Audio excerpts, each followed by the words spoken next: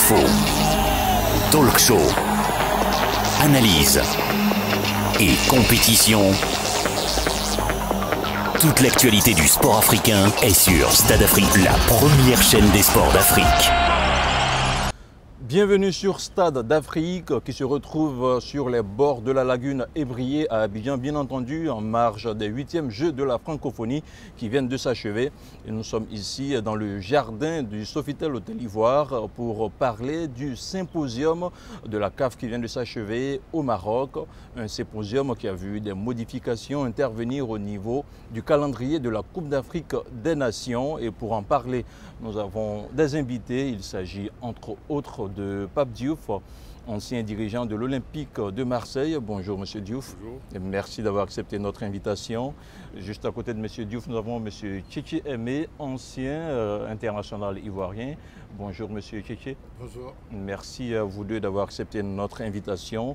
Alors, je le disais tantôt en introduction, il s'est tenu au Maroc un symposium qui a vu la CAN voir des modifications, des changements qui sont intervenus, notamment au niveau de l'organisation de la compétition, du calendrier et du nombre d'équipes. Alors, nous commençons avec Monsieur Diouf. La CAN, on le disait tantôt, passe dorénavant de 16 à 24 équipes. Quelle est votre appréciation de ce changement?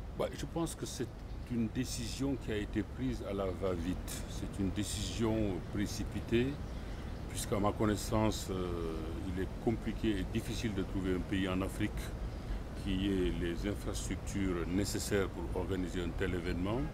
Je pense que de ce point de vue-là, le nouveau président de la CAF a plutôt joué une forme d'électoralisme. Il a voulu peut-être répondre à certaines promesses qu'il avait faites. Je dirais que sur ce point, il y a eu manifestement une précipitation. Sur le fait que la compétition se déroule maintenant en juin-juillet, là aussi il y a des réserves à poser dans la mesure où en Afrique, on sait que l'hivernage prévaut en cette période de l'année. Dans cette période de l'année, bien sûr. Il y a des pays où effectivement il sera très difficile d'organiser des matchs réguliers. Donc je pense que dans les deux cas, la CAF s'est précipitée. La CAF aurait dû élargir la concertation. Elle aurait dû, je pense, discuter, dialoguer, échanger plutôt, je dirais, que de poser un peu cette sorte de décisions comme comme j'allais dire, des dictats. Vous parlez d'élargissement de la concertation, pourtant il y en a eu. Il s'agissait d'un symposium qui a vu la participation de plusieurs dirigeants africains. Bien sûr, mais un symposium ne réunit pas le football africain. Il réunit simplement certains dirigeants, souvent, je dirais, guidés ou téléguidés par des intérêts qui disent leur nom ou pas. Des intérêts personnels? Sans doute, sans doute. Donc je pense qu'il fallait aussi parler, je dirais, avec les forces vives du football africain, qui n'étaient sans doute pas au Maroc, et puis avant de prendre et de rendre une décision. Donc dans cette affaire, je crois simplement que la CAF a joué un rôle, mais peut-être pas son rôle. D'accord. Monsieur Aimé Tchétché, votre avis sur le passage de 16 à 24 équipes. Est-ce que vous rejoignez les propos de Monsieur Diouf? Non, pas tout à fait. Du moins au niveau du nombre. Au niveau du nombre des équipes, moi je suis parfaitement d'accord. Même si on pense qu'il n'y a pour le moment pas un pays qui peut organiser, mais je pense qu'en Afrique, il y a quand même des pays. Quels sont ces pays selon vous? Pour être plus précis. On a les pays maghrébins. On a les pays maghrébins, le Maroc, l'Égypte, l'Algérie. Et puis on a l'Afrique du Sud, par exemple. Maintenant, pour le Cameroun, ça semble être une patate chaude dans les mains des dirigeants camerounais. Mais ce sera la CAF qui a pris cette décision qui, je pense, a été bien réfléchie, d'aider le Cameroun dans la réalisation, accompagner le Cameroun dans la réalisation des infrastructures, ou lui adjoindre un pays limitrophe, ça peut être le Gabon, ou la République, le Congo-Brazzaville, ou même la République centrafricaine. Une co-organisation selon vous? Une co-organisation dans un premier temps. Parce qu'à moins de 2 ans de l'organisation de cette compétition, demander au Cameroun de recevoir 26 équipes, c'est-à-dire multiplier les infrastructures qui existent déjà, eh bien, c'est pas du pain béni. Mais vous êtes en train d'aller dans le sens de M. Diouf tout à l'heure, qui disait que c'était une décision précipitée de la part des dirigeants de la CAF. Oui, c'est précipité. On peut dire que c'est précipité. Mais je pense que d'abord, nous sommes partis de 4 équipes dans l'organisation de cette Coupe d'Afrique. Après, nous sommes arrivés à 8 équipes. Et aujourd'hui, nous sommes à 16 équipes avant de partir à 24. Plus il y a des équipes, plus il y a des pays, plus l'engouement est important. Vous savez qu'en Afrique ici, nous sommes toujours dans les problèmes. Et le football est pour nous cette panacée qui nous permet de nous extérioriser. Et donc plus il y a de l'engouement, plus les gens oublient un peu leurs problèmes. Tout à Voilà. fait.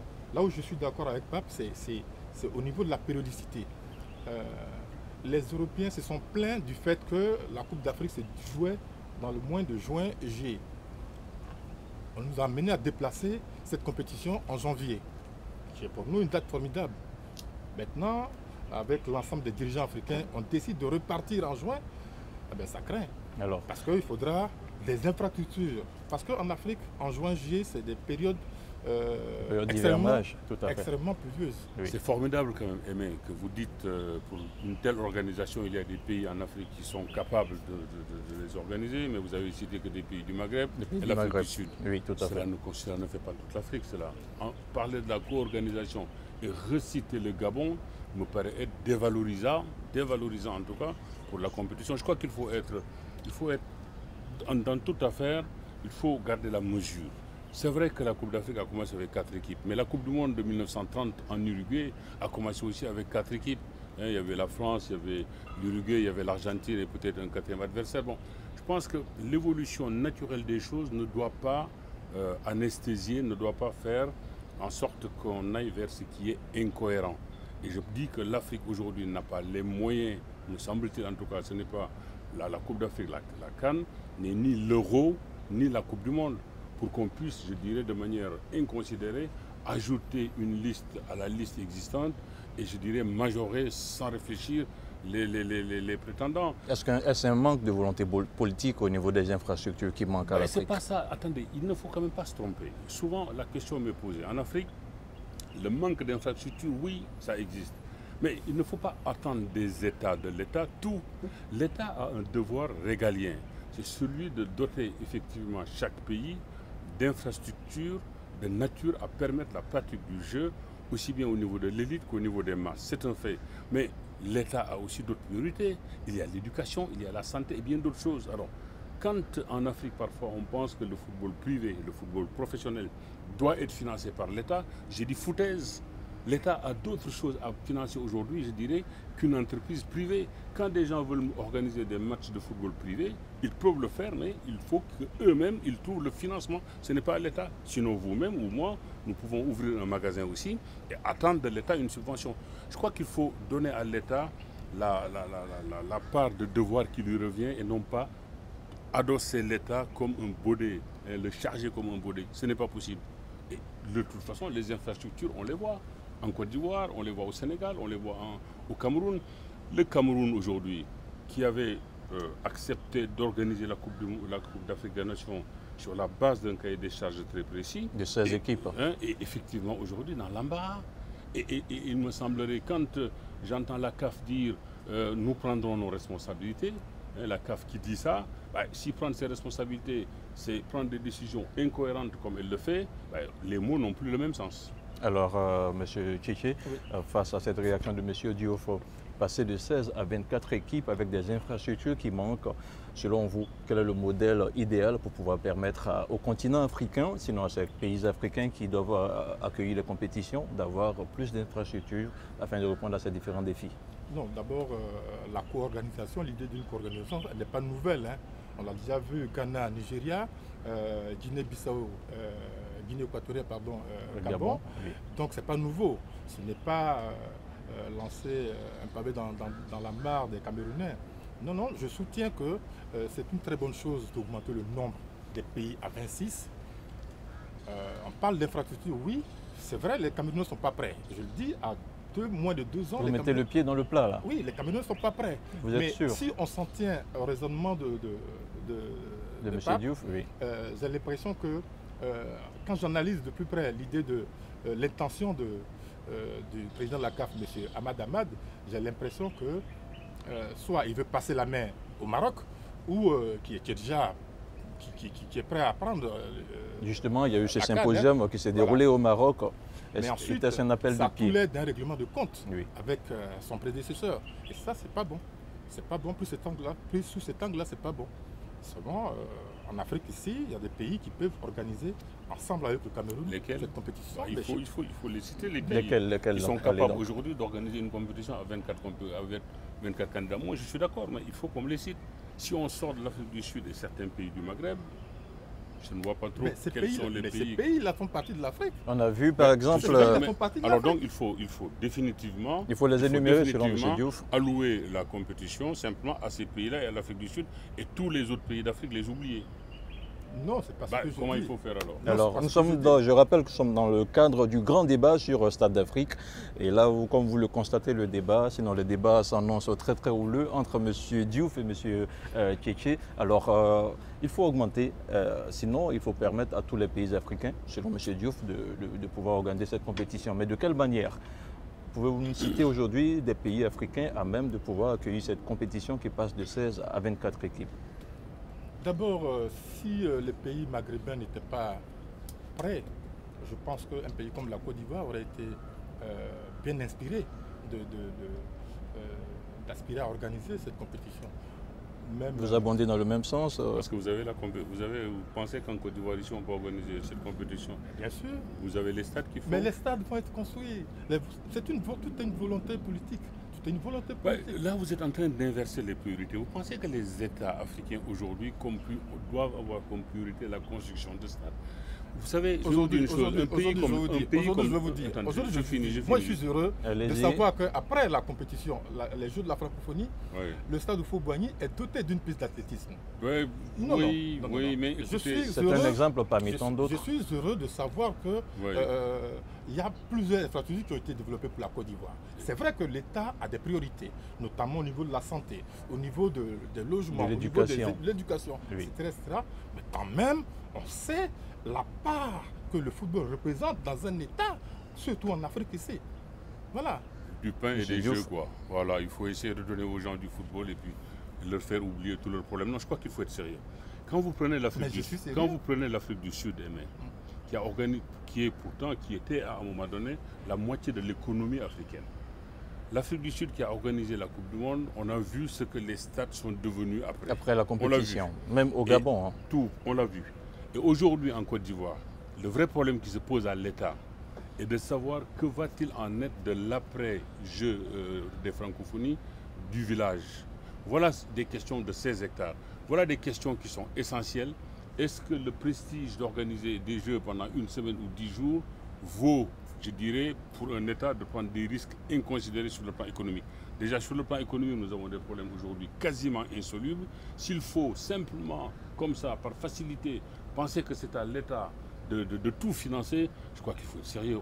En Afrique, on ne peut pas se permettre, je dirais, cette fantaisie. On va avancer un peu sur la question. La CAN qui intervient en 2019 se déroulera entre juin et juillet avec 24 équipes.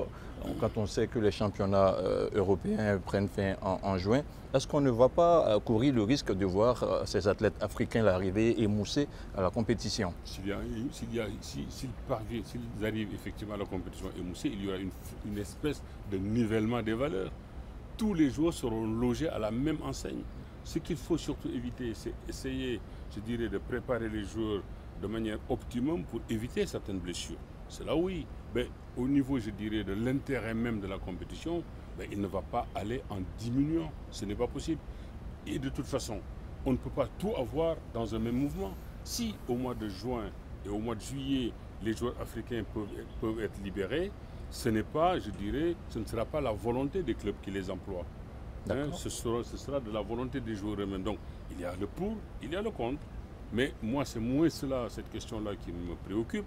Celui qui me préoccupe, c'est surtout les conditions, je dirais, dans lesquelles vont se dérouler les compétitions. Parce que quand il pleut abondamment dans un pays, je me demande un peu comment on peut organiser et comment on peut finir une compétition comme la CAN. Alors, ça, c'est un problème. Monsieur Tchétché, il y a le risque de voir ces joueurs arriver émoussés à la compétition.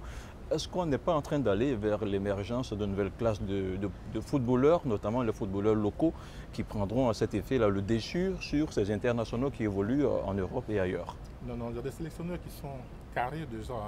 Eux, c'est les joueurs qui jouent en Europe, point barre. Ils n'ont pas d'autre choix ils ne veulent pas se donner d'autre choix que les joueurs qui évoluent dans les championnats européens. Du coup, les joueurs locaux ne sont pas sur leur tablette. Mais face à la Même situation si qui on se sait que- présenterait oui, à c'est nous pour en ça que- 2019, on a le risque de C'est voir pour ces ça que- joueurs-là arriver fatigués face à des joueurs locaux qui ne sont pas du tout émoussés. Comment on fait en année d'Euro et en année de Coupe du Monde? On utilise les joueurs après les compétitions. De toute façon, il faut s'adapter. Ce point me paraît être assez secondaire par rapport au réel problème. Parce que l'Euro s'organise toujours après à la fin des championnats. La Coupe du Monde aussi s'organise à la fin des championnats. Et cela n'empêche pas à ces compétitions-là, je dirais, de trouver le rythme de croisière. Je pense qu'en Afrique aussi, on devrait pouvoir. Le vrai problème est ailleurs. Alors, je pense que les entraîneurs ou les sélectionneurs pourraient s'adapter. à la situation, pour les équipes qui seraient, par exemple, il n'y en a pas beaucoup, qui arriveraient, par exemple, dans les dernières, dans le dernier carré des championnats européens, les championnats européens, c'est-à-dire l'Europa League la Champions et League la et Champions autres. League. C'est un peu difficile pour ces clubs-là de libérer leurs joueurs, même si ils n'ont pas le choix. Généralement, ils font la pression d'une manière ou d'une autre. Ils font pratiquement du chantage à ces joueurs-là, mais qui restent dans leur club ou qui, par peur de perdre leur place au retour, restent. Voilà, on l'a vu avec bon nombre de joueurs camerounais en 2017, pendant cette CAN. Et donc, ce sera aux entraîneurs, aux sélectionneurs de s'adapter. Mais je ne suis pas d'accord avec cette période, moi. D'accord. Je pense que le mois de janvier, il y a beaucoup d'intempéries dans cette période. D'accord. Il faudra vraiment des stades avec des infrastructures vraiment super développées, amener le drainage, pour pouvoir faciliter le football. Alors, je remets encore une fois la question sur la table. Est-ce que le Cameroun risque de se voir déchu de l'organisation de la CAN 2019? Ce serait tellement injuste, tellement incohérent. Comment peut-on s'adresser à un pays africain selon un cahier des charges très précis et ensuite lui dire, mais finalement, en pleine route, on préfère vous enlever le... Ça ne tient pas la route, ça. Si cela se passait... Qu'est-ce que vous préconisez? Si demain, pour moi, cela devait se passer, les pays africains devraient, comme un seul homme, comme en tout cas un seul pays, s'élever contre une telle décision qui serait unique. Il n'est pas normal que le Cameroun se soit donné du mal depuis tant d'années, depuis tant de mois pour organiser une Coupe d'Afrique des Nations et qu'à l'arrivée on lui dise, bon, finalement on a changé le cours des choses en cours de route et maintenant il faut effectivement vous adapter. Le Cameroun n'a pas les moyens aujourd'hui, je dirais, de répondre à cette nouvelle exigence de la CAF. Sauf à faire effectivement une co-organisation, ce qui dénature complètement l'esprit du jeu. La compétition. Complètement l'esprit du jeu. Alors, je pense que dans cette affaire-là, je le redis, la CAF a voulu simplement aller vite, plus vite en tout cas qu'elle n'aurait dû. Et je dis que dans une telle affaire aussi mastoc, il fallait une autre type de négociation, un autre type d'approche que celle qui a été faite. Alors vous pensez qu'il est nécessaire de faire marche arrière après l'analyse de M. Diouf? Oui, il n'est pas forcément mauvais de revenir sur une décision qu'on aurait prise à la va-vite.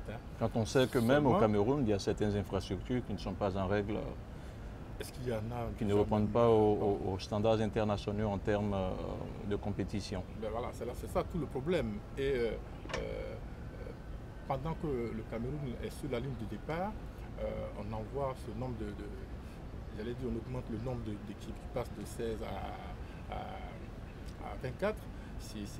Je l'ai dit, ça ressemble, retirer cette compétition au Cameroun, ça ressemble à un règlement de compte. Parce que dans ces conditions-là, retirer l'organisation de cette compétition au Cameroun, c'est vraiment se tirer une balle dans le pied. Alors, que selon vous, à qui on l'attribuerait au cas échéant? Avoir la troisième place. Oui. C'est le Cameroun qui nous a avoir la troisième place en Coupe du Monde à partir de 90, suite à sa brillante performance en Italie. Voilà, c'est comme ça qu'on a eu la troisième place. Donc selon vous, il faut maintenir la CAN au Cameroun? Il faut maintenir la CAN au Cameroun. Malgré les circonstances. Il faut que la CAF s'implique énormément. À quel niveau précisément? Dans la réalisation des infrastructures. À quel niveau plus précisément? Mais dans la réalisation des infrastructures. Les stades, il faut aider le peuple camerounais à avoir les stades. Voilà. Les infrastructures ne se limitent pas seulement au stade, ça va au-delà. Il y a les infrastructures hôtelières. Il faut tenir compte de la capacité hôtelière, il faut tenir compte de la capacité des télécommunications, il faut tenir compte de la capacité des routes, il faut tenir compte de la capacité des terrains annexes qui doivent servir à l'entraînement. Il y a tellement de choses, je dirais, cela implique tellement de choses que même la CAF ce qui m'étonnerait fort, en s'impliquant, ne réglerait pas le problème. Alors, ce qu'on ne dit pas, c'est qu'après le Cameroun en 2019, il y a la Côte d'Ivoire en 2021. Est-ce qu'on ne risque pas de voir les mêmes effets? Évidemment, les mêmes effets seront reproduits, c'est inévitable.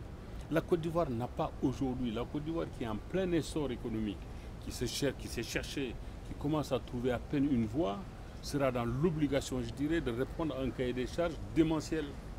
Ce n'est pas envisageable.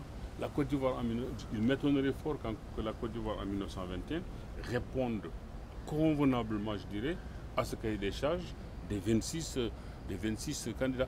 Maintenant, Emel a dit, il y a, c'est vrai, les pays du Maghreb. S'il faut organiser à chaque compétition la CAN, je dirais, au Maghreb ou en Afrique du Sud, une fois en Algérie, une fois en Tunisie, une fois en Égypte, et une autre fois en Afrique du Sud.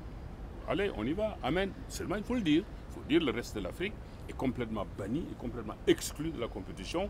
Il ne reste plus que ces pays-là. Alors, une question fermée, pour ou contre le retrait de la CAN au Cameroun? Oh, moi, je suis totalement, oui ou non? Je suis totalement contre. Contre, ouais, bien sûr.